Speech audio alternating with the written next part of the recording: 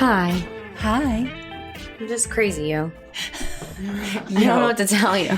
Yo. I'm super particular. I can't handle when like doors are open that shouldn't be open, like closet doors. I'm really particular about lighting. Yeah, me too. Like if there's a weird overhead light on or a light that's off and there's like a dark vacant like corner of the space, it bothers me. I know. Me too. That was something I appreciated about Ben. We went to like one of his friend's house on like a fourth date or something. And we were all hanging out, and inside, internally, I was like, the lighting in here is making me like insane because it was just like so bright. No. But it was like 10 p.m. at night, and I was like, no, like 50% of these lights need to be turned off. Yeah. And finally, Ben got up and was like, can I fix the light situation in here? And they were like, sure. And he like went around and like adjusted it perfectly. And I was like, oof. So good. I feel like I remember you telling me that after it happened, and you're like, I think I like this guy.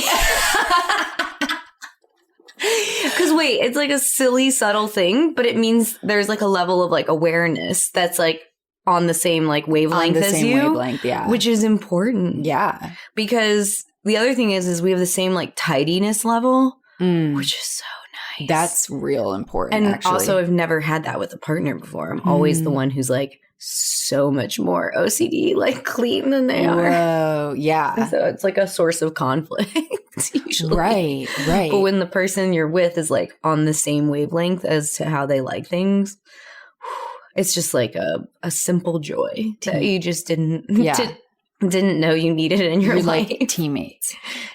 So when I was making those charcuterie boards the other night, like the sun had gone down and I just was like, you know, when like this like light lowers, like when the sun goes down and you're not realizing that you're struggling because you can't actually see anything. And I was just like trying to put these charcuterie boards together, and Ben comes in there and turns the light on, and I was like, oh my God, thank you so much. He's like, is that better? I was like, yeah, I was like really struggling with the charcuterie board. I also, though, I hate the light on the dining room table. It's pretty intense. I know. We have tried no less than like 6 different light bulbs. You got to get those bulbs that you can change the color spectrum. Yeah, it's like, we need to continue trying, but we had a like whole you can do period. Yellows and like oranges. Yeah, we had a whole period. We tried those, and it was like making everything like super orange, even in like the white areas. The ones that have the full color spectrum? Yes, we have them. It's the glass. It like manipulates the light. Interesting. Because it's like a white glass over it. Right. Anyway. Which probably makes it more... Yeah. Anyway, it's something I need to like, I had a period where we were like obsessing, trying to fix that light. And then I kind of like, I was like, I have to take a break from this because I just kept ordering different light bulbs and like trying them. Maybe it is the actual fixture. Maybe I think it's like the fixture. Different situation. I need to order another one of those, like another brand of variation or something of the like one that has all the spectrums, like the smart light bulb. Yeah, there's like this brand called like Lux or something where it just works with your Apple Home. So you just do it right on your phone, which is really nice. And you don't need a hub like the Philips Hue. You have to have like a hub. Oh, really? Yeah. Okay. But with I think it's Lux, Lux. I just went through this whole situation in my apartment. I did so much research around these light bulbs. Okay, good. Yeah. We're ordering a Lux light bulb as soon as we're done here. Product placement. Yeah, seriously. Are we going to be sponsored by Lux Lights? That would actually be hilarious. Oh, man. It is. It's an important thing. Actually, lighting is, I know this sounds like crazy, but lighting is actually one of the reasons that I became my own boss. Right. Like truly. Because I like couldn't stand working under fluorescent lighting. And everywhere I worked under fluorescent lighting. And I was just like, I mean, fluorescent lighting legitimately makes me feel like I'm losing my mind. Yeah. Like it like makes me feel crazy. Like office lighting. I get like, I experience like, I'll get like the optical headache, you know, that like radiating headache if I'm in. But honestly, I don't think I've ever had to work.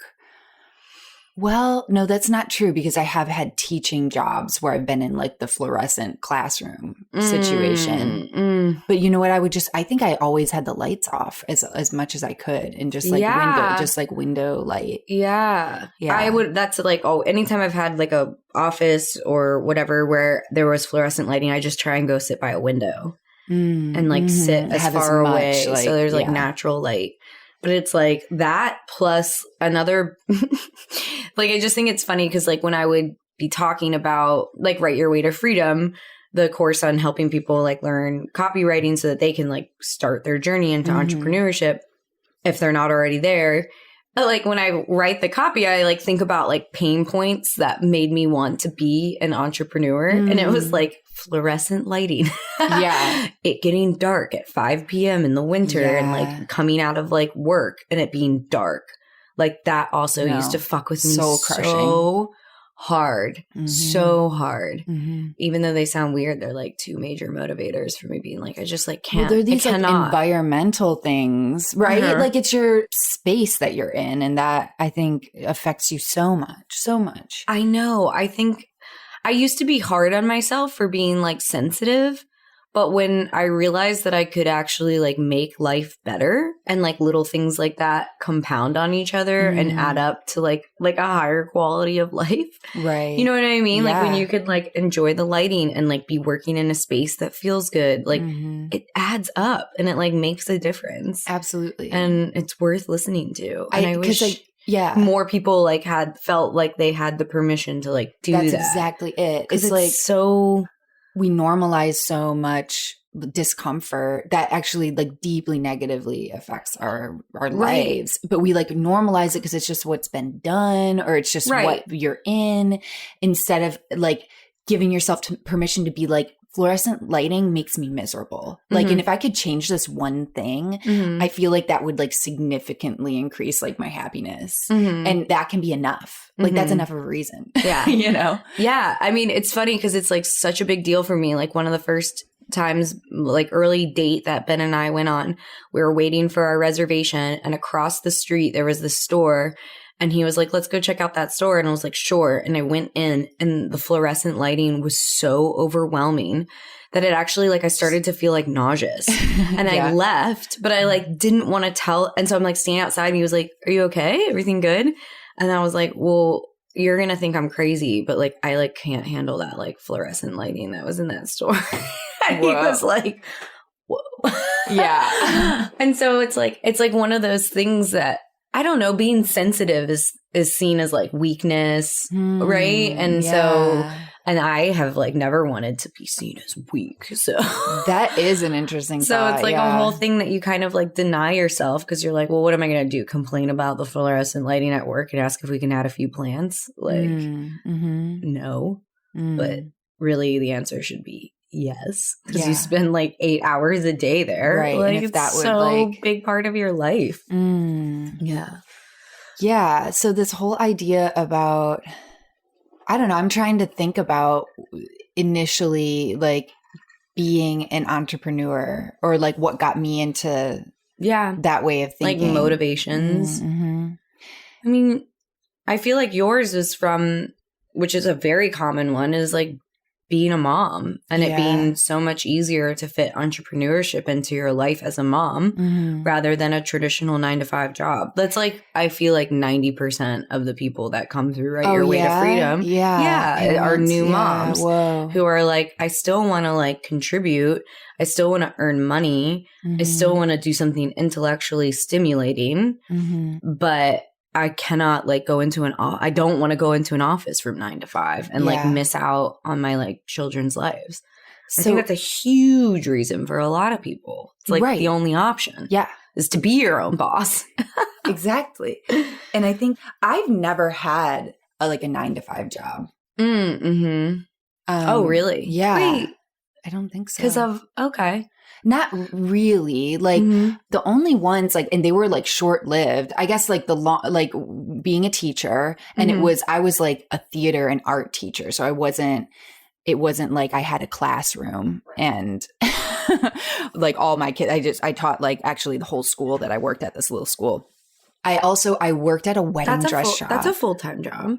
Yeah. I don't know. Why did I feel like it was because I don't think I worked 5 days a week.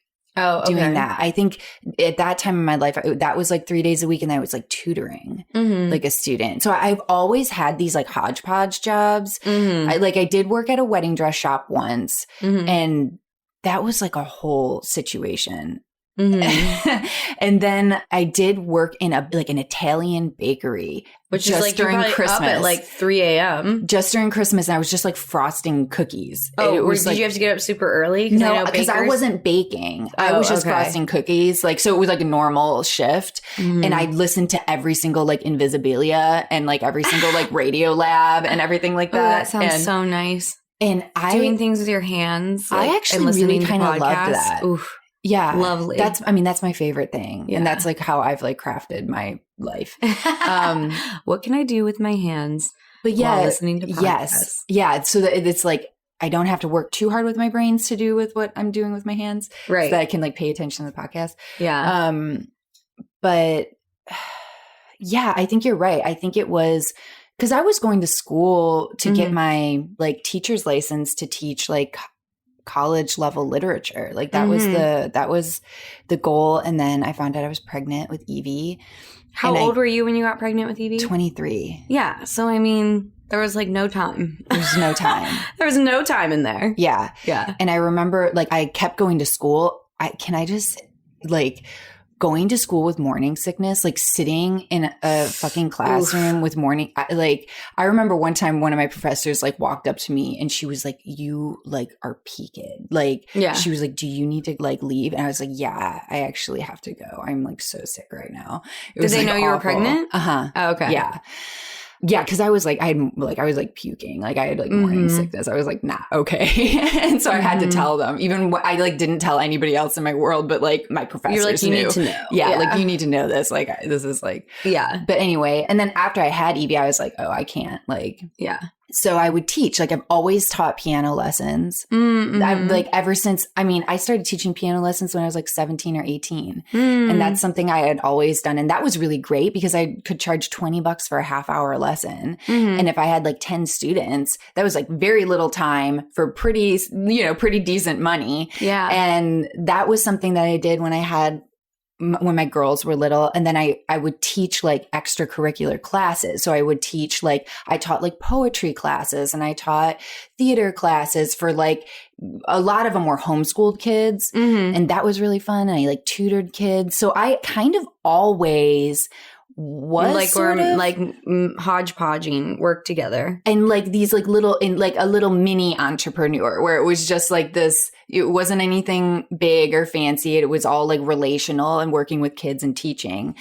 But that's what I did. I mean, I remember having like Evie was like 2 weeks old and I like took her to one of my classes and I was teaching some sort of like art class and I had to do that. And it wasn't because I probably could have just been like a stay-at-home mom and we would have been fine. But for me, it was less of the money and more of like, I need to be doing something. I have to do something. What I continue to hear. And I know that will be true for me. Yeah. Yeah. And then it kind of really when like the entrepreneurial journey took like a big, like, I don't know, became more big and significant in my life was when Luke like quit his job, like his fancy job, you know? Yeah. And I'll never forget I had you had to support him to help him like quit his job. Yeah. That was scary, but it also like opened us up into this whole new thing where we like all of a sudden had like so much more freedom. It was scary because like we didn't have consistency or like the paycheck coming in every week that we were used to. But then all of a sudden, like I was seeing Luke more than I had in like years and he was like around and yeah. It's huge. And it's a huge shift when that happens, when you like pull away from like going into an office to like having all this time that you're in charge of. Such a wild feeling. Yeah. Because you're like, like you're kind of like, for me, I remember it being like, I'm just like kind of unsupervised. And it's like, it's also for me, because I jumped into entrepreneurship fairly young. And so I just remember thinking like, I mean, I'm just like being an adult out here without supervision. I'm not really sure how I'm supposed to be spending my time or what I'm supposed to be doing, but that's wild. I guess I'll figure it out. Cause I had jobs. So, I mean, I had jobs like since I was like 13 and like every summer worked full time. or more. Sometimes I had multiple jobs. I was like really into working because I, from a very young age, wanted to make my own money so I didn't have to ask my parents for money. I like financial independence has been like a core value since I like knew what money was. So no, I like my siblings didn't really like, they had jobs, but I was like, I want to work and I want to never ask my dad for money again, like immediately. And so, yeah, so my jobs, some camp counselor, worked at this place called the Soccerplex. It was like my first job. I was a camp counselor there, but also they had like these soccer tournaments. Nice. And I would like work concessions and like get to drive a golf cart. And I was like 13. That's fucking awesome. I fucking loved it. And then so many retail jobs. REI, Williams-Sonoma. That's my least favorite job I've ever had. What was your least favorite job you ever had, actually? Least favorite job. Here, while you're thinking, I'm going to talk about Williams-Sonoma. Talk to me about Williams-Sonoma. Williams-Sonoma was so bad, not because of Williams-Sonoma, but because of the type of people who come into Williams-Sonoma. I mean, people were so rude and condescending, like just like the retail experience there. Because I also was working like simultaneously at REI. People who come into REI, they're going on an adventure. They're excited. They're like going to do some like cool outdoor shit. People coming into Williams-Sonoma, like rich moms who have a serious sense of entitlement, who are just like demanding and like condescending and like just treat you like a servant. Like it's just like, oh, I like didn't last at Williams-Sonoma. Actually, I have a funny story about my last day at Williams-Sonoma. Let's hear it. This is like very similar actually to the like rafting one. I just like, I don't know. Sometimes I can be kind of like spiteful. What can I say? Anyway, this woman was like literally, it's my last day there and I'm like done and I'm never working there again. I'm like out of here. Also, I'm a really hard worker and a very good employee. Let's just like preface it with that. Like I'm a rafting company. I was the only rookie who was like promoted to like trip leader because I was like responsible, had my shit together. Williams-Sonoma, same thing. But this woman, my last day at working there, it's like Christmas season. And this woman is literally screaming at the registry in the store because she can't read it because the text is too small. And I guess she didn't have reading glasses. So she's like by herself off screaming at the registry as a completely sane human does. Right. And then she's like, can somebody help me? So I go over because I'm like already laughing a little bit because that's what happens in those situations for me.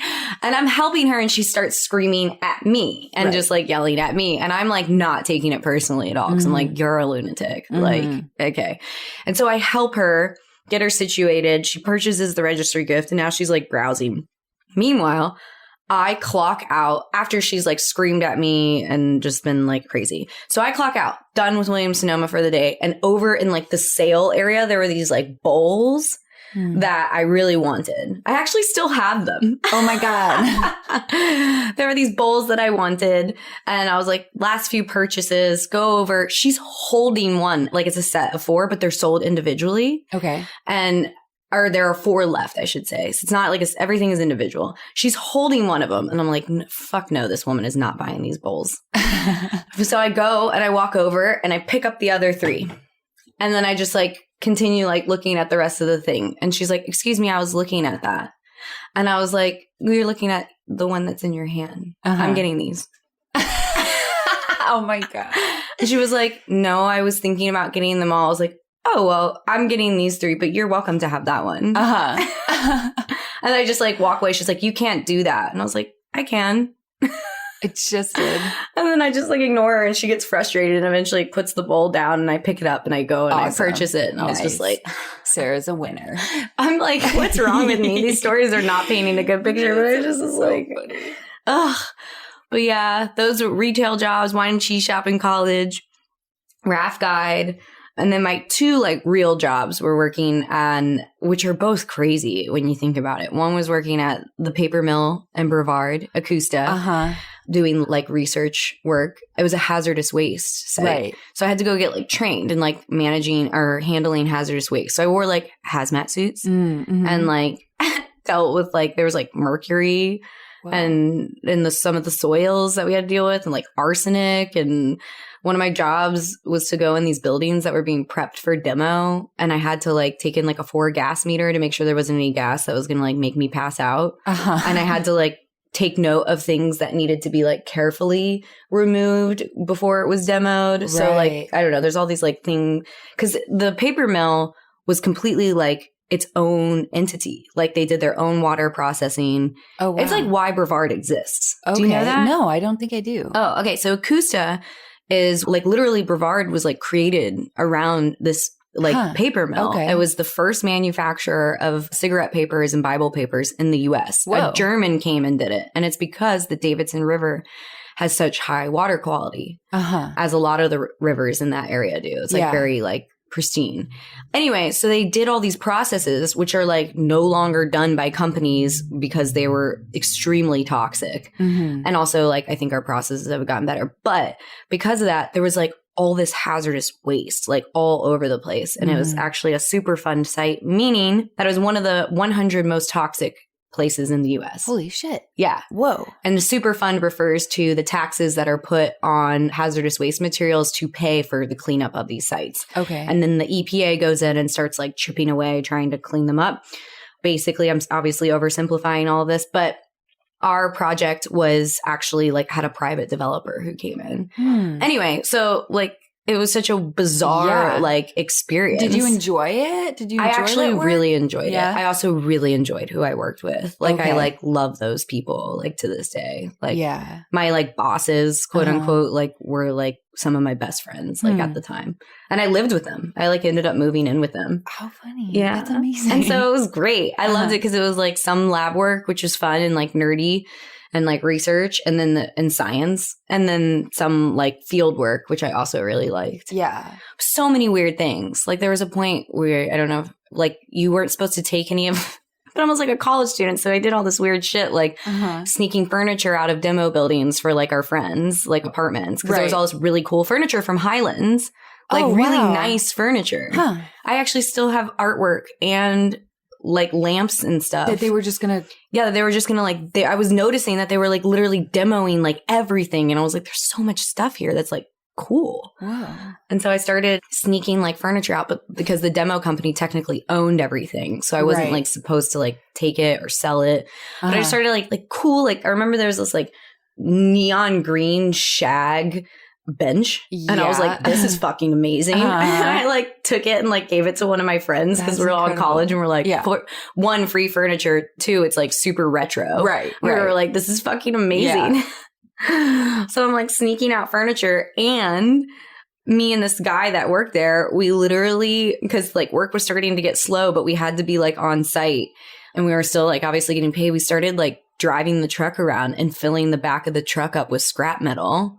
And then taking it to the scrapyard and like selling it. And I would make like $1,000 off scrap metal. Just like, that's like walking around and like throwing like scrap metal in the back of this truck.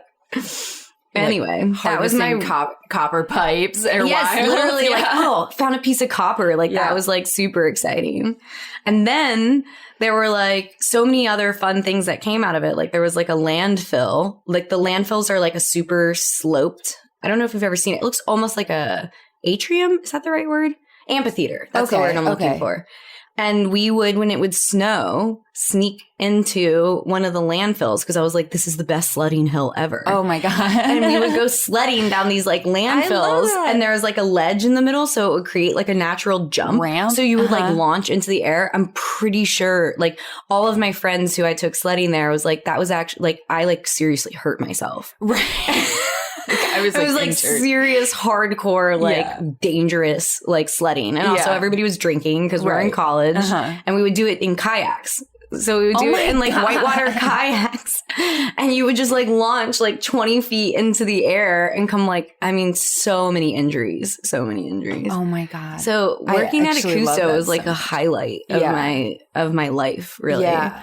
But I didn't want to work in hazardous waste forever. Right. Because the stories of the people who worked in hazardous waste were nuts. I was like they worked on like anthrax. Remember that? Yeah. I was like, oh, this is like not what I want for my body. Right. Even because that's the other thing is they're like, oh, well, you have like protective equipment. And I'm like, yeah, to the best of our knowledge of like how to protect yourself like today. Right. That shit gets updated. Yeah. Because people get sick and you're like, oh, this doesn't work. Yeah. Yeah. Yeah. Wow. So I was like, nah.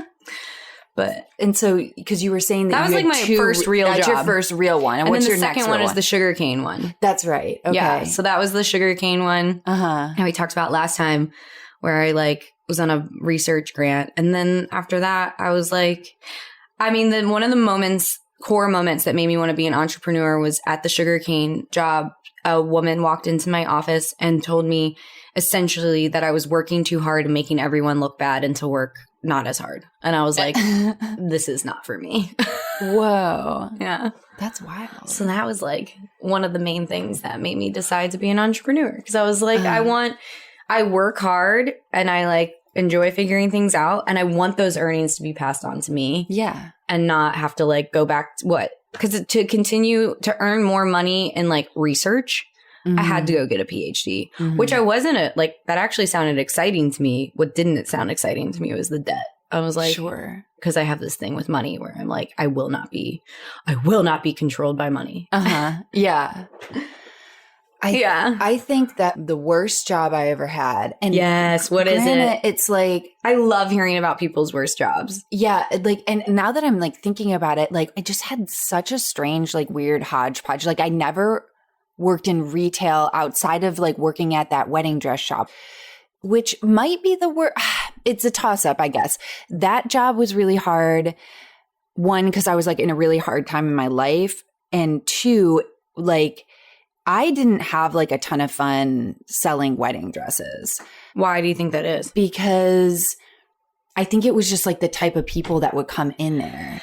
And well, there it's was like people who come into that have a certain expectation around what the experience should be like. Loaded. And it is like entitled. Yep. Yeah. Yeah. And then I know because like, I used to do events. Yeah. And there would be Same thing. Families coming in and then they all had their opinions. And I think the hardest thing was like having brides come in that were like genuinely like really like unhappy with their bodies. Like you could just like tell that they really didn't like their bodies. And then it just like didn't matter what kind of dress I picked out for them and had them try in because they were just like not happy. And that was like really sad. And there were like some instances that were really fun. Actually, when like we would get all like the teenagers in to do like prom dress shopping. They were fun because they were just all these like little sluts that just like wanted to look like little sluts and all these like bedazzled dresses. And that was fun. Like I actually enjoyed doing that with them. And every once in a while there'd be somebody that was just like having a great time. And like, but honestly, like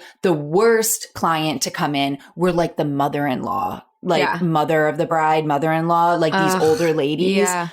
Not only is like the dresses that are made for them horrid, like they're just like horrid, really not don't even great. Like go to a wedding dress shop for those dresses is my like what I used to tell mother of the brides. Right. I was like, don't go and look for a dress at a wedding dress shop. They're horrific. They're so chiffon. Bad. And just like bulky, like just, and I would feel bad for these ladies that are like menopausal and like struggling anyways with like whatever. And then I'm like, this is all I have is this like maroon, like sequined thing. And they're just like, this is horrible, you know, but they were like more grumpy Karens and they were not fun. But anyway, so that didn't like last a super long time for me, but I also was like only ever planning on working there for like a few months. But I think like the worst job experience was I worked at a preschool. Ooh. And I was the preschool music teacher, which I actually like loved. They were like all just the cutest little kids and they loved my class because we would just like play with ribbons and dance and be silly and do all these like silly songs. And all the teachers loved me too because because there wasn't like really a music. I think that it was like a new thing they were doing in the preschool. And so all the teachers like had a break. They like had like a 45-minute break from their kids in the middle like of every day. And they were just like, thank you. You are a godsend. Yeah. They just loved me. And so I really, wait, how is that your worst job? Because of how it ended. It was so sad. It was like the worst experience, I would say, in a job. I really loved the job, but like, I remember it was like Halloween one year and all the kids were dressing up, and I went and I found a wedding dress from like the 80s with these like poofy sleeves. Yes. Like poofy princess ball gown with like the V corset situation. Yes. Poofy sleeves. And it was all sparkly. And I dressed up like a princess in this dress. And it was, the kids were just like, oh, like sparkly eyed. And I like was wearing this. I loved that. Like that was so fun. But my boss was kind of a psycho. Like she was like unreasonable. Like you couldn't like have like negotiate. That's my biggest struggle is unreasonable people, man. And I remember I had one of my good friends was getting married, and I wanted to go to the wedding, and it just so happened to have coincided with 2 of the classrooms like end of the year Christmas performances or something like that, which is a pretty deal. It's a big deal. It's pretty unfortunate. And I remember like it was 2 out of like 5 classrooms. And I was like, I remember trying to talk to her and trying to be like, I'm happy to make a recording. I also have friends that I could teach like the music, and they would come and do it. And like, I see how that was like really not ideal for my boss. But like how she handled it was just like, she like fired you? Yeah. She was just like, essentially like, you can't leave or like, give me your keys. It was like the day, like that day. And I was so sad. Like, I was like, are you like, it's only like, you know, it's like 2 months till these performances. You really want to like hire somebody new to do this instead of like, and I had already been working on it and like doing all this stuff. And she was just essentially like, no, you can leave kind of thing. But she was blaming it on me. It was like my fault. Yeah. That I was, and it was so sad. I remember I cried. Yeah, of course. Like I was like crying and like saying goodbye to all my favorite kids. I kind of want to cry thinking about it right now. Like, and all the teachers were like, what? And I was just like, I don't know. Like the boss is like kind of freaking out and told me to give her the keys. And all the other teachers were like, oh, I'm so sorry. They were like kind of commiserating with me and like it was kind of like there was this understanding that this boss was difficult. Jeez. And yeah, and it was like, instead of working with me somehow to like make those 2 performances work, she just like wanted me gone. That's so crazy. It was awful. It was awful. And so I just like left, and I remember I had gone back, and I think there was just like a ton of miscommunication, or like it was just a really weird, and I'm sure I didn't handle it great because that was like my first time really dealing with conflict like that. And it was also really frustrating because I was like, I want to go to this wedding. Like, you know what I mean? Best friend's wedding. Like, I want to go like experience this. So it was like, I don't know. And all of that, I think after that experience, and this was before I had Evie. So this was early 20s. I just was like, I'm not working for a boss like that again. No. I'm just like, I just like really don't want to do that again. And I tried as best I could to just like work for individuals or teach my own classes and be like in charge of my own self. Because it just, I hate that feeling of somebody else has more say over my time than I do. I'm like, this is fucking bananas and like can't be real for me. And like, that's what made me make the shift from event planning. So like after the sugarcane job, when I was like, wow, like I need to just try and like make this work for myself and be an entrepreneur, I decided to be an event planner. And that was the first business I started. But through that experience, so that was just like the first thing that I was like, I'm pretty sure I can do this. And I did it for 3 years and I grew it like really fast. But there were so many things I learned through it. Well, one being that like it's so much easier to start a business than I ever realized. And like to have it like succeed and do well is like, I don't know. Before that, I had in my mind that like only certain types of people could start business. Yes, could start businesses. And I was not one of them. That was like, I'm not an entrepreneur. I'm not like, I don't think of myself as like a crazy risk taker. Like I wanted it to like make sense before I started, which you can't really do. You have to kind of figure it out as you go. But in that process, I had so many monster clients that were just like, oh my God. And I think part of it was like the event industry in general. There's such an attitude of like entitlement that people who hire event planners come with. Not as much with like corporate events. So I did about half corporate and half wedding, but with weddings specifically. Yeah. Like brides, and also it wasn't always the brides. It was like sometimes family members, and it wasn't always the mom. Sometimes it was a sister. Sometimes it was a dad. There was like a nightmare. Dude, dads actually, nightmare dads are the worst. Nightmare dads. Like, nightmare, like father of the bride dads. Oh.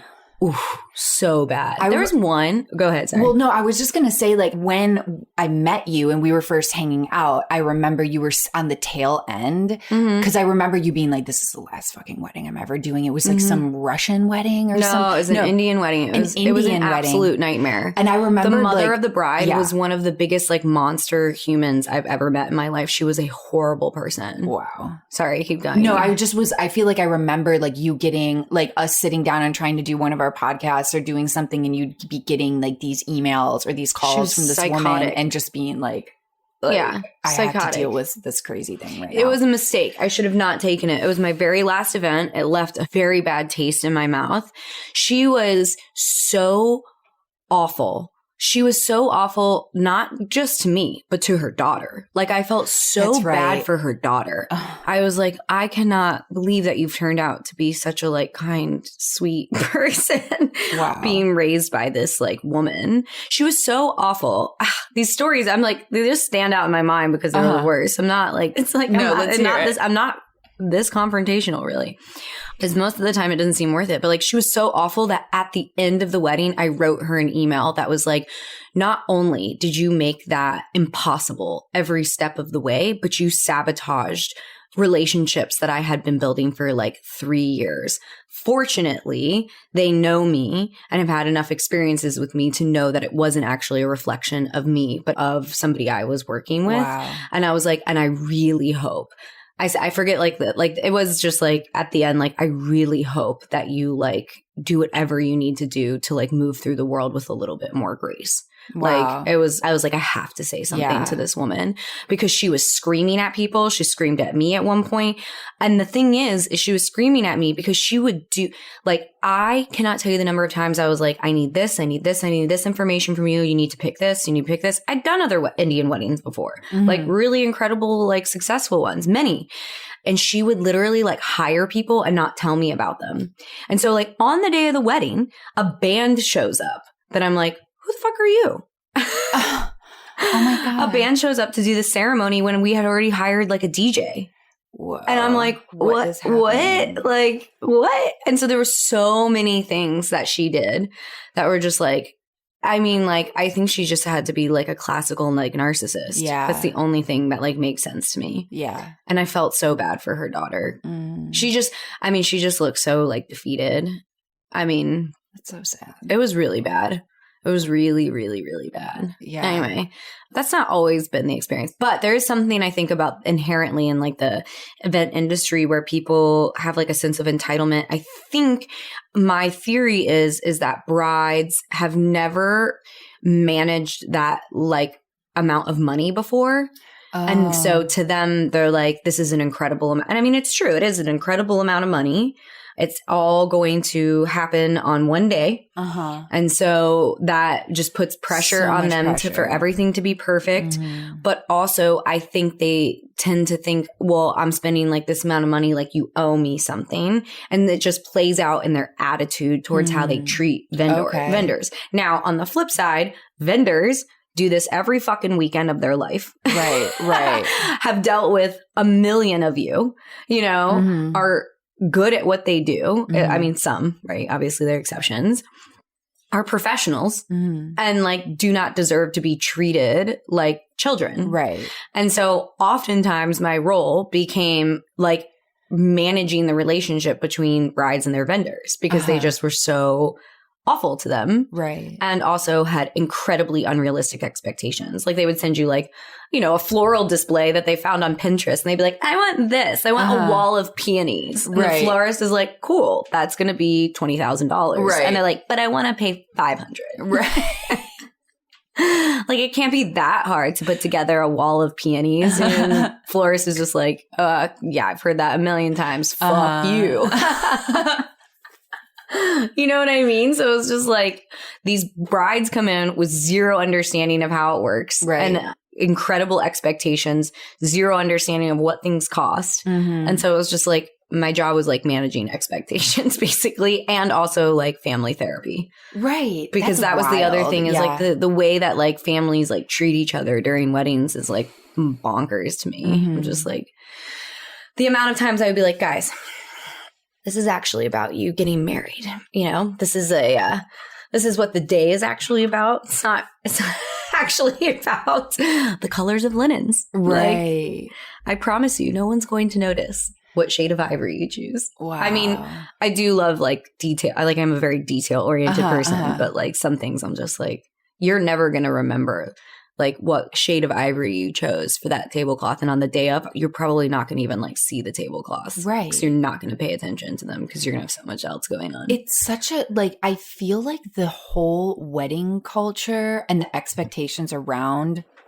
weddings in this, like, I don't know. I mean, I know in some cultures there's like a lot of traditions and whatnot, but I feel like it's turned into this like monstrosity. Yeah. Monstrosity. That's the word. And it's turned into something that is like so far away from like the point, right? Like the point is like this union between two people and acknowledging that and celebrating that. And it's like when it turns into, I don't know, it just seems like so intense and yeah, people lose sight of what it's about. And that was literally exactly what I was saying. It's like I had to constantly remind people.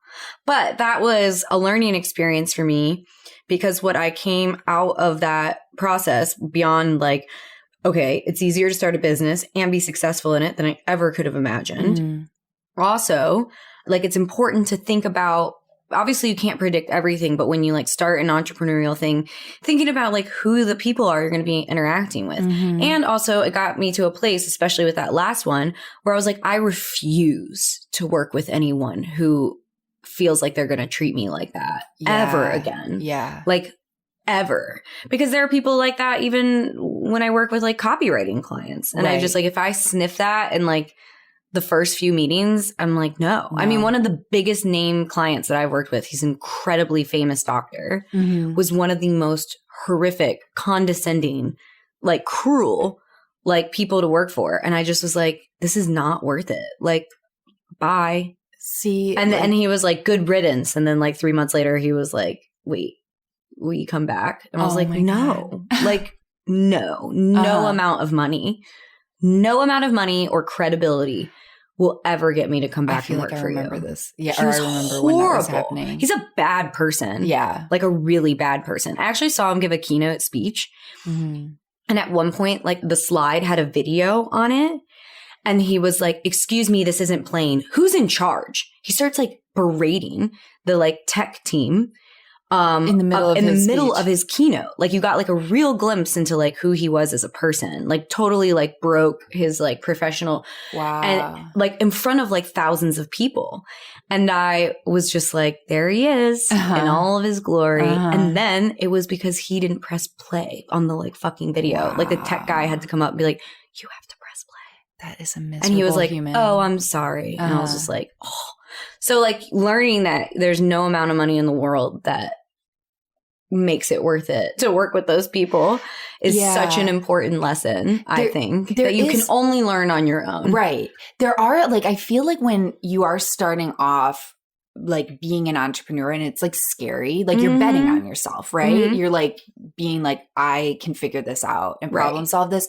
But there are like a few things that I feel like like little lessons that you have to learn. That's one of them. Like, where's your sense? Like, where are your standards? What are your boundaries? And how is that aligned with your sense of self-worth and what you feel like you're deserving of and how you want to be treated and everything like that. And that lesson is crucial because when you are, it's almost like when you stoop to like accept a terrible client because of the money or for whatever reason, ultimately like, you know, it damages your sense of like who you are and self-worth and what the work you're doing, you know? I think also at those points in time, like when I was an event planner, I wasn't in a good place.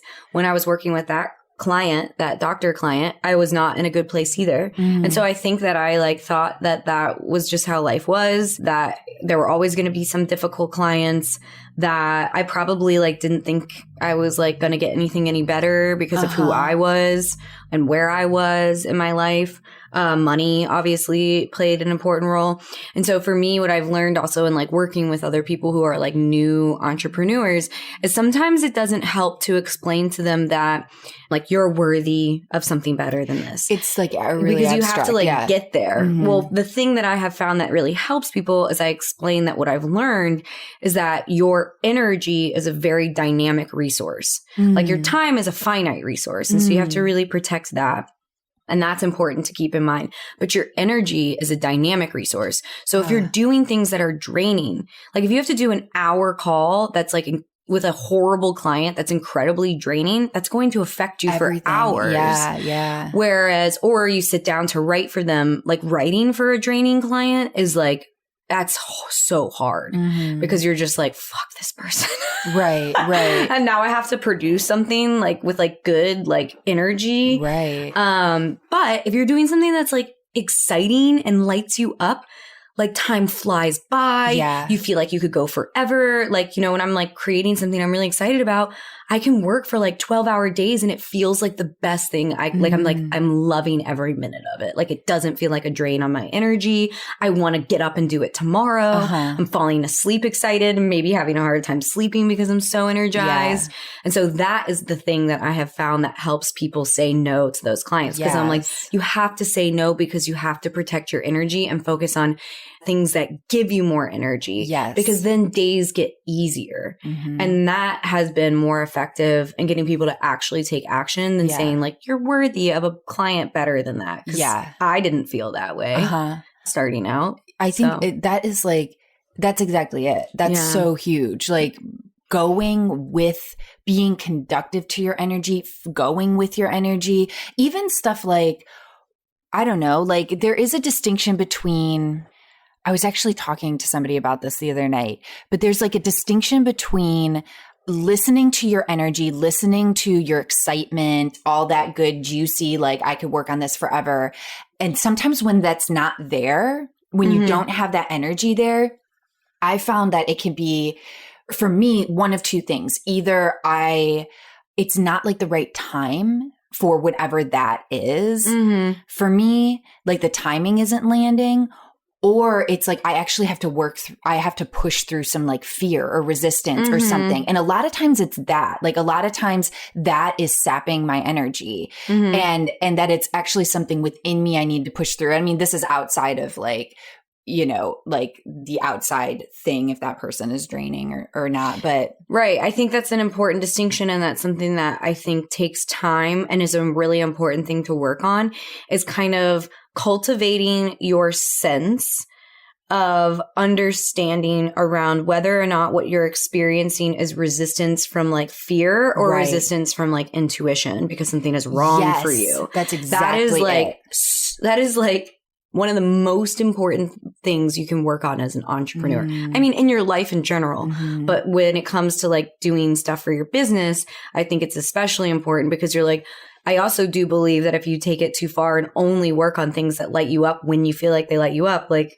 that's not realistic, nor is it like actually making you better at what you're doing. Right. Like you need challenge. Yeah. You need challenge. Yeah. Like I always tell new copywriters, I'm like, actually the days where you're not feeling inspired to write, if you show up and have systems and like a way of like methodically going through what you need to get done and doing the work anyway on a day that like it doesn't feel the best, that's when you become a better writer because that's when you're relying on your skill set and not on like inspiration.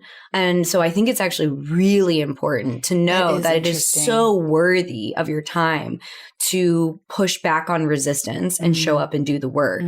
But for me, especially, it can be confusing when you are like, is this my intuition being like, this is not for me, this opportunity, I need to let it go. It's not for me. This is a piece of advice that I need to get comfortable rejecting and not incorporating into my business. Because rejecting advice took me a long time to get comfortable doing, especially because I thought that everyone knew better than me on like how to run my business. But yeah, it's and it's hard because it's hard to even like explain what it feels like. The main thing I should say that helps me with it is like, honestly, like getting quiet and like just sitting with it and asking myself, is this like fear trying to protect me because it's new and scary? Or is this something that my intuition is like, you need to run the other direction because this is bad for you. Yeah. Like just like asking yourself that is so huge. It's so, and really like you can't find that answer. You cannot find that answer outside yourself. Like you can't find it.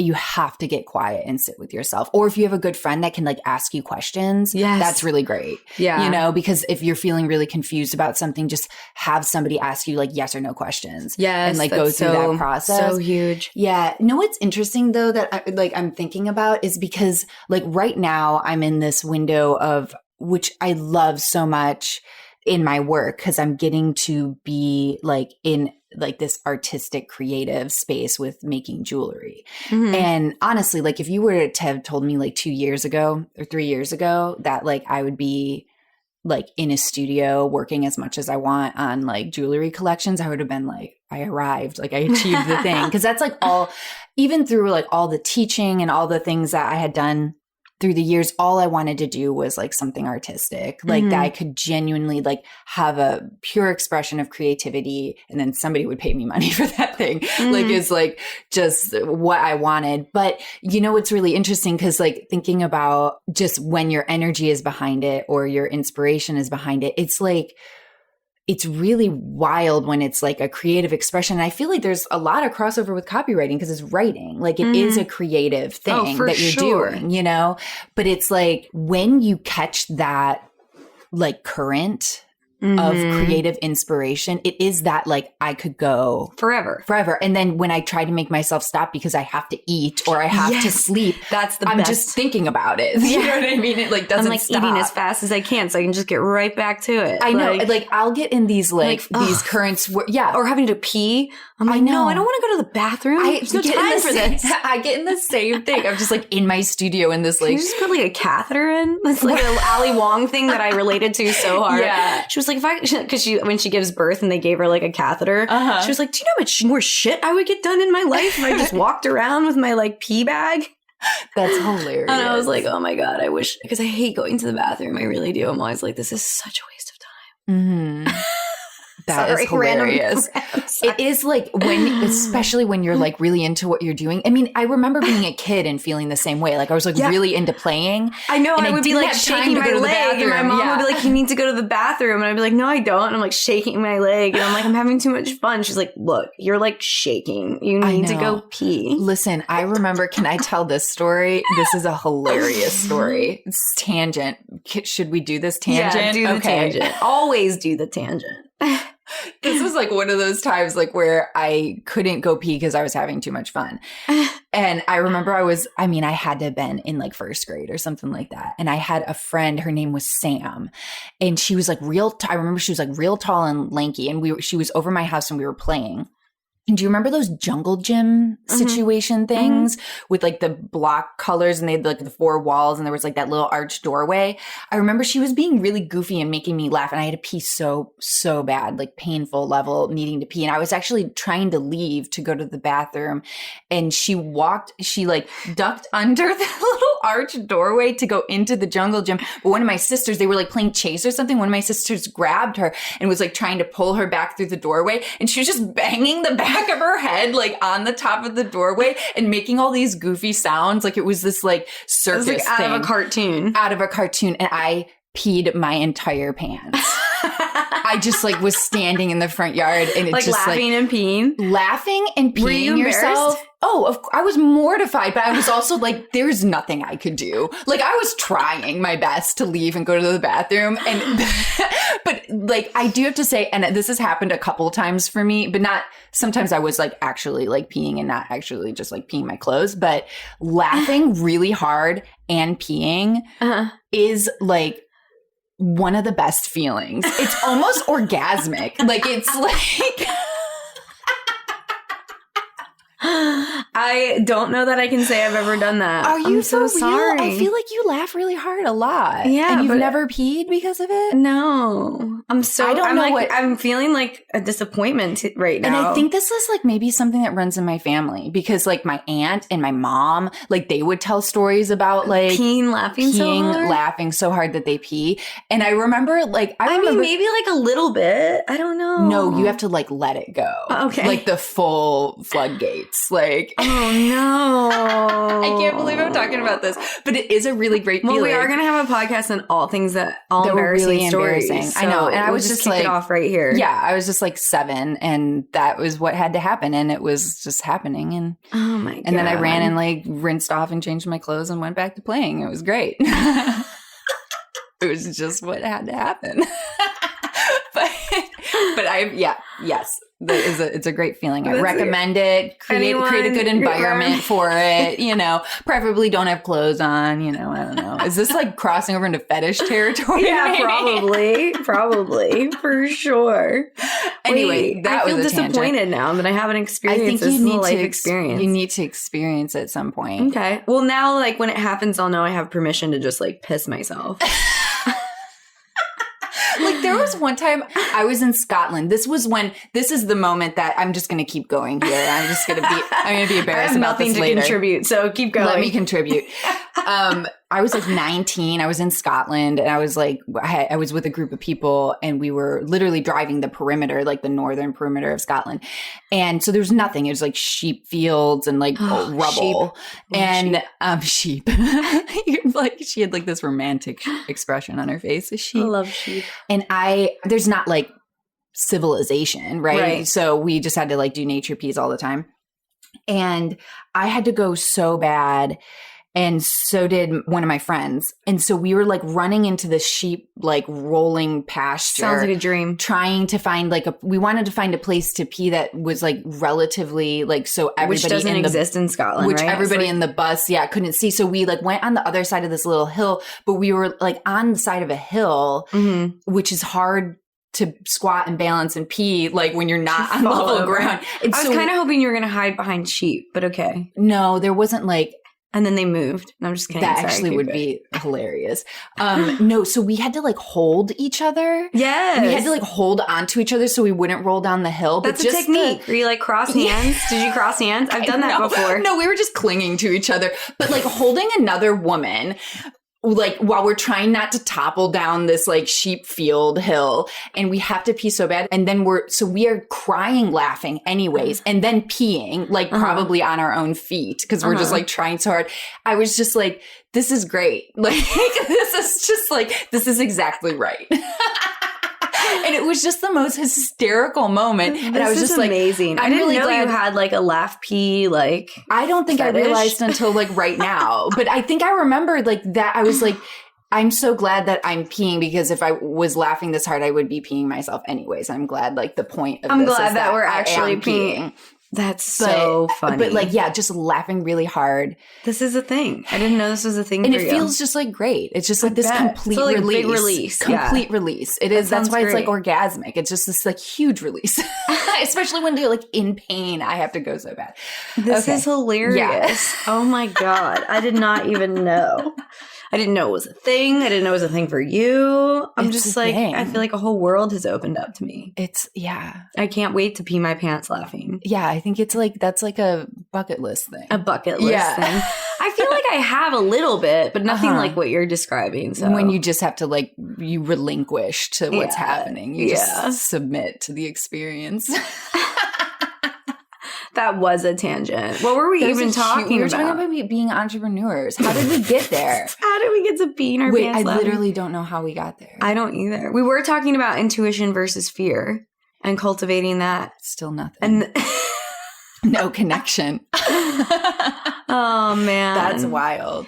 I will say, though, like kind of swinging back to that, because something that I've been like kind of thinking about and holding on to, and is I have stories where it's like I didn't do a good job of that, you know, and I didn't know that my intuition was screaming at me. Yeah. One in particular was when I worked for that one. I was a copywriter for that one company, a very well-known company, actually.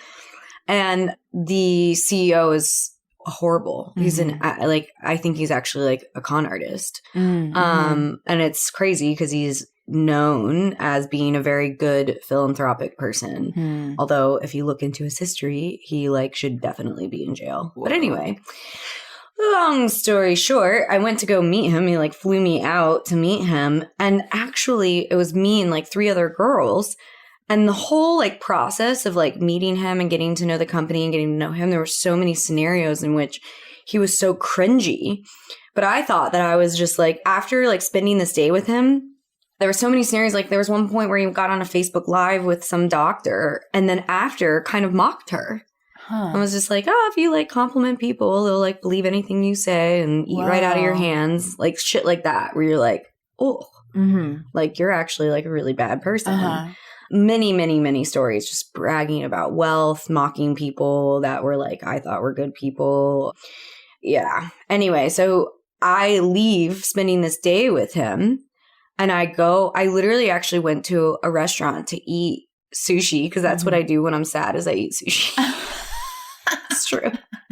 It's true. When I was going through my divorce, I went to this one sushi restaurant for like lunch and dinner. Like when I'd leave lunch, they'd be like, see you for dinner. That's how I cope. Yeah. I don't know. Anyway, so I went to go eat sushi because that's what I do when I'm confused and sad. And I just sat at this bar eating sushi. And I remember I just sat there and like cried and cried and cried. I cried for like an hour, just like I remember talking to you about I remember when all that was happening. It was what did I say? Much. Did I have any like I remember you were so conflicted. I was confused and I think fuck. You were having a hard time like trusting what you were sensing. Because you had this whole like almost you had like going into it, I remember you had this like starry eyed because he was like this big I reached out to him. I cold emailed him because I went and saw him at a keynote and I was like, this is one of the most inspiring men I've ever seen in my life. Right. And I was so excited to work with him. And then in his presence, I was like, you're a con artist. Right. And that whole like whiplash that you experienced of being like really excited about this person, really believing in what they were doing. Because I remember that whole part, you were like stoked. I was so stoked. That trip where you went to meet him and you were just like, it was because it was such a 180. And I think it was just, I remember like you struggled, but then it got even more complicated because you felt like you really needed to be super careful about your exit strategy because you were really kind of nervous at how like dark things were. Well, wait, I just, because that's like a year later. Right. So I don't even know, like going back to the like initial visit, I didn't listen to my intuition, which is like, this is a bad person. And I think he's manipulating people. I still do. And I think that I don't think the company is manipulating people. I think he is manipulating the company. And I think most people that work in this company like really think that they're doing good things and are doing good things actually for like the world as a whole. He, I think, is just like pretending to do it that way, but really like just making money off of collecting data on people. Anyway, long story short, I guess, but I just remember I didn't listen to my intuition, which was that he was a con artist and not honest. And what stands out to me, though, is that one of the other girls who was brought in for like to add to their team, the next day we came in because there was a second day and I was just like, I don't know that I have a second day in me, but like luckily I wasn't going to spend much of it with him. I was going to hang out with like other people and I was like, okay. And one of the girls that came in walked in and I like still think about her and she was like, this isn't for me. Thank you so much for the opportunity. I really appreciate it. I have so much like respect for what you guys are doing. I'm going to leave. Wow. And I just like, she's like in my mind as somebody who like, who knew what was up. Yeah. She knew exactly what was up and she listened to it. And I just like, I didn't. Yeah. And I continued to work for them for like a year because I didn't have any, that was the thing. For me at that point in time, now I think I would listen to my intuition because I trust it and I have respect for it. At that point in time, I didn't have the same level of respect for like listening to it without having like a reason. Right. I didn't have the like concrete evidence. So I just was constantly like, you have no real reason other than he made some cringy statements to think that he's a bad person, you know? Mm-hmm. And so now I like would like to think that I would be like, it doesn't matter that I don't have like a list of facts to back it up. Yeah. I feel and know, and that's enough. Yeah. And for me, getting to a place where I do things, because like even now, like I'll make decisions and I'll explain to Ben, I'll be like, I don't know, but I just like, I know. Yeah. Like I don't know, like I can't give you like an explanation, but I know that like this is the right decision for me, like within myself, and that's enough. And I didn't have that back then. And so I didn't make what was, I think, the right decision. And I fucking tortured myself, honestly. I mean, anytime I wasn't working with him, I was fine. So it was how I was able to work for a year. But then come to find out there was like all kinds of crazy fucked up shit. And I like was right all along. Right. And so when I like walked away, I was like, really, really, really like that was like one of the craziest things that's ever happened to me in my life, honestly, especially in entrepreneurship, because it was like, I mean, it just like crushed my soul. I was like, I don't have a good read on things. I'm not as like intuitive as I thought.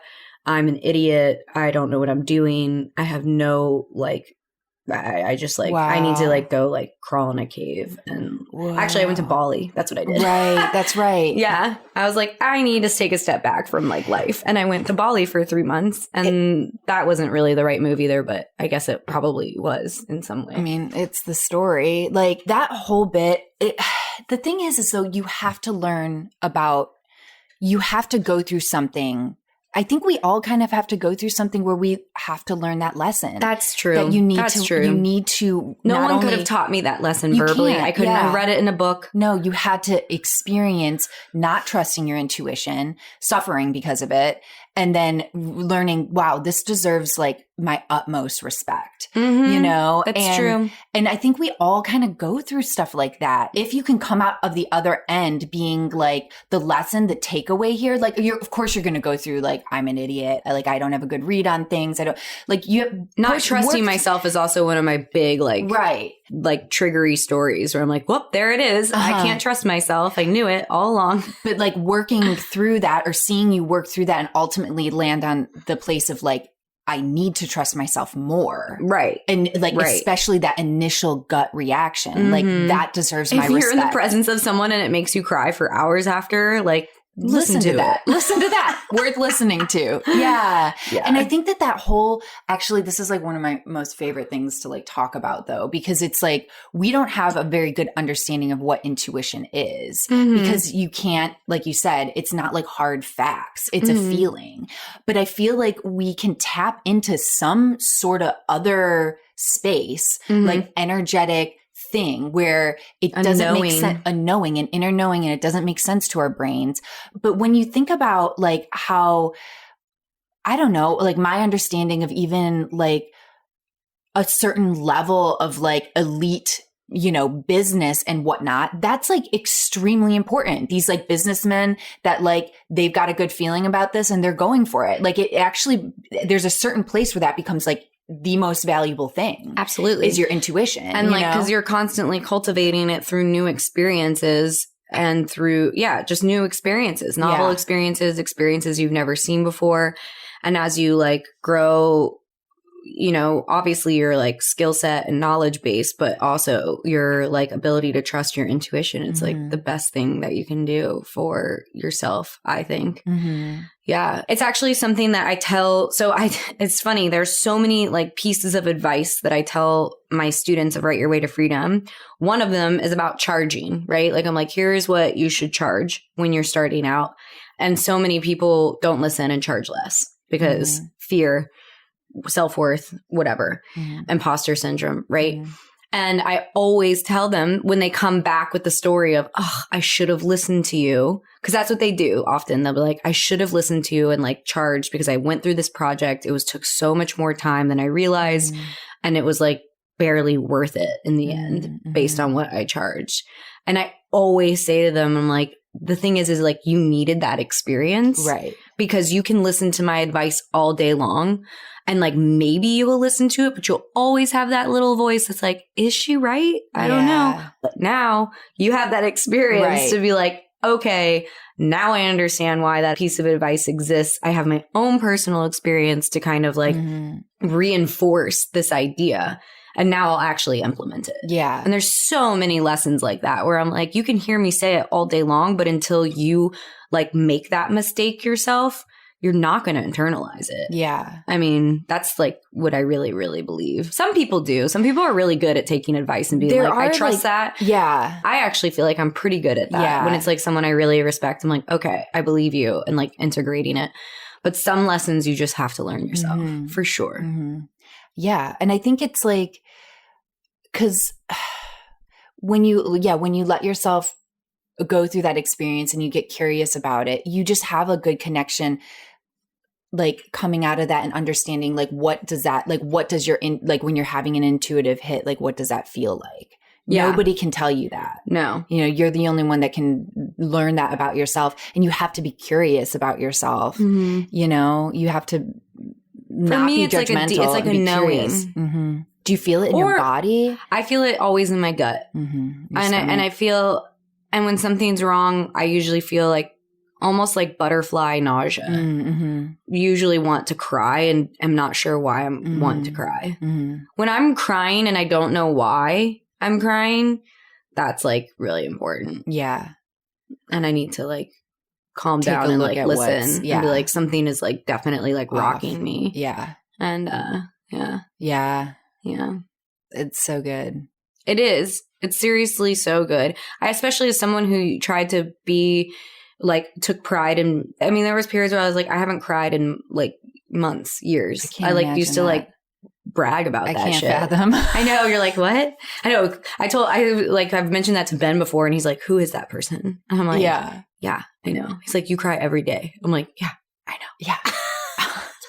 I know. Sometimes I'll be like, I haven't cried in 2 days. Like, am I okay? Am I like out of touch? Because I cry for like every emotion now.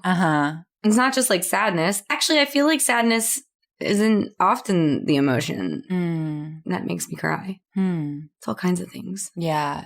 Even positive things. Yeah. I cry a lot. My favorite thing was when Ben told me why. He was like, you know, he read some study or something where they think it's like or some thing where they think that crying is like an evolutionary thing that women develop because men are so not as perceptive at like reading nuances need, like, and emotions coming out of our face and nuances and emotions. And he told me that, and I was like, that's one of my favorite things you've ever told me. That's hilarious. We're just over here just like trying, just like, fucking look at me. Like, I've got water coming out of my face. There's water coming out of my face. I need you to take me seriously and see me. Yeah.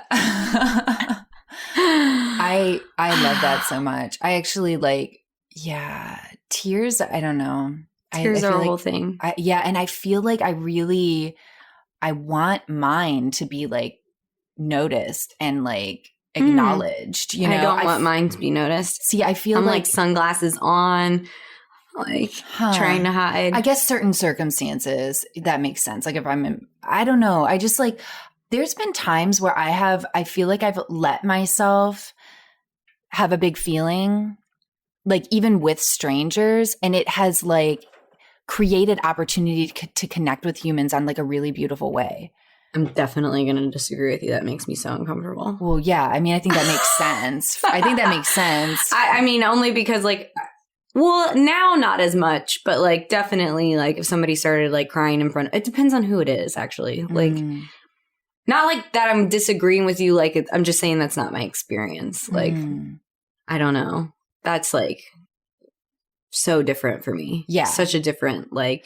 Well, I think I think when we think of the differences in our personalities, I feel like that makes sense. Brand. Yeah. You're like, that's an opportunity for a vulnerable connection. And I'm like horrified. I'm like, that is not how I feel. That is like, you know what it is? It's because. Oh, here it is. Ooh, download. Seriously. You know what it is? It's because my mom is so unchecked in her expression of emotions. Like she just like, it's like, like a tidal wave constantly. Yeah. Okay. Which felt really overbearing for me. Sure. And very like confusing and overwhelming. And like I felt obviously incorrectly, but like to some degree I had to help manage it. Sure. So when people do that for me, unless it's like someone who's very close to me, I feel immediately like I have to like care for them. Whoa. And and then it feels intrusive and like that's what it is. That makes like so much sense. So it's just, to me, it's like incredibly uncomfortable. And also there's a part of me that's like, are you fucking kidding? Yeah. Get your shit together. Like, do I really have to like help you right now? Like you didn't, I don't know. It's like not, I don't know. It's like, I don't know, like a lack of consent for. It's invasive. It's like, it just feels invasive. That's why I had such strong reactions, because I'm like, no, thank you.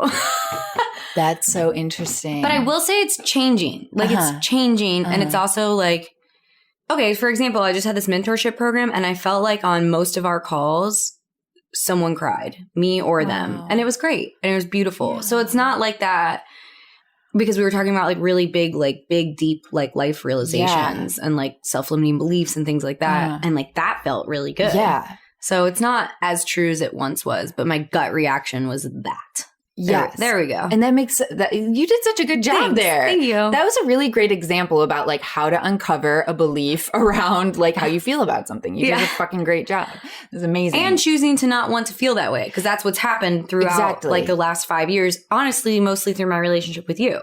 Yeah. As being like, I don't want like to just like have a wall up and brag about having never cried. Because I see with you that I see how valuable emotional intelligence actually is, because of how you like use it and experience it, and the responsibility you take for it, because you are like responsible with it. Like you don't put it on other people, right? Unchecked. Like fix me.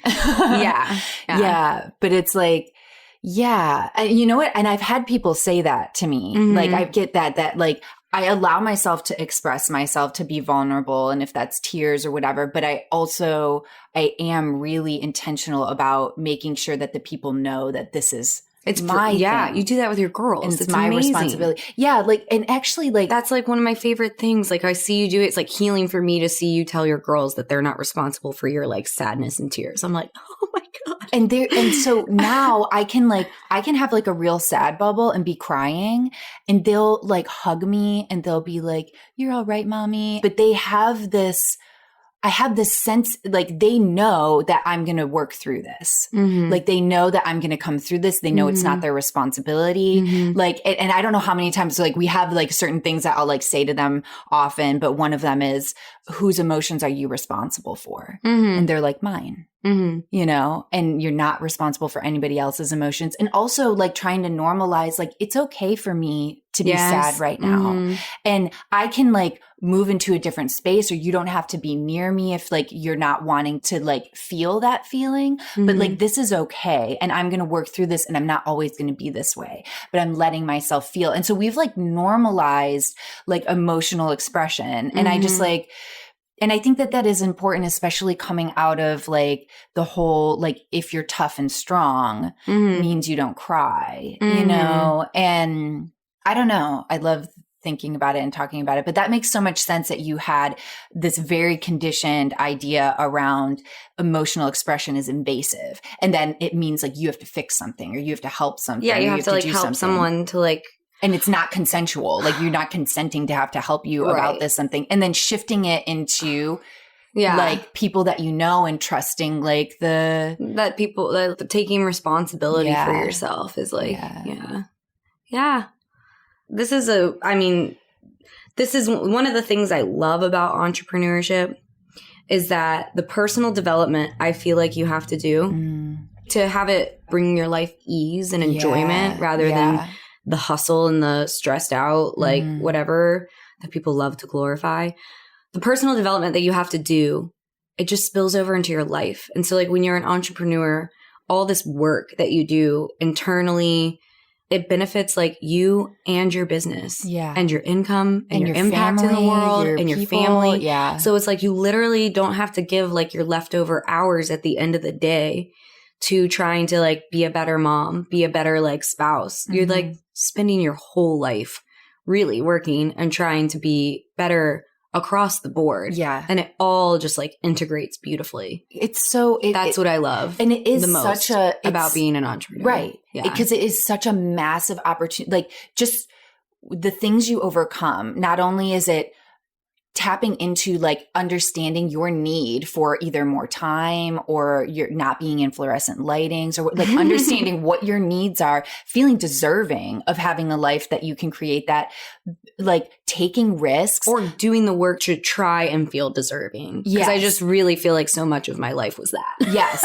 Like trying to get to that place, but being aware of it. Being like, I'd like to feel that way. Yeah. That sounds and then nice. like the risk taking, the self-trust, like that I can problem solve this and figure this out. I can like bet on myself. I think I can. Like, I maybe possibly might. Like really, that's how it really feels, I think. And it's like this, like, but this perseverance, and then you grow into these opportunities to have to respect your own intuition, to make decisions that are good for you because like they light you up and they're in alignment with your energy as opposed to draining you. And it is a really incredible life experience that benefits like so much of like everything, every part of you. Yeah. Really comes back again, that thing I said last time about the like doing hard work or having a harder life to make it like easier versus like living life easy, coasting, partying, whatever it is. And then things feel harder. Like, I just really believe that that's like, it's all so worth it. Yeah. I love you. This is where we end things and we do awkward endings. We've decided that like the way we've ended podcasts, at least I have, it feels like an awkward like moonwalk out of a room. Yeah. Where we're like, and that's the end of our show. We always end with like some singing talking. I love that. Sing talking. Sing talking. You said that. You're like, why don't we end with sing talking? And I was like, who's sing? I said something like sing talking. You're like, you literally do that all day long. You and Ben all constantly. We're just always talking in songs. Yeah. We're like, gonna cook some dinner and put it in your face. I know. You were like, I don't do that. Who does that? I was like, You're like, literally you and Ben all day long. Like all the time. We live in a musical. That's our life. I love On that note, bye. Until next time.